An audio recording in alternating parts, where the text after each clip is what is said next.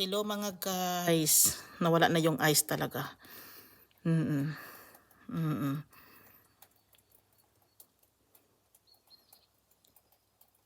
Iba yung idea ko sa idea ng iba. Alam nyo, napakagandang tingnan. Kasi napaka-beauty niya. Tapos,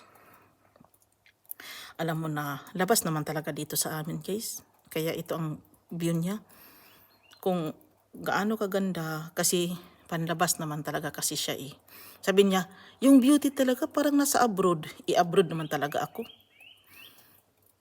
Either you like it or not. Dito naman ako sa abroad. Oo.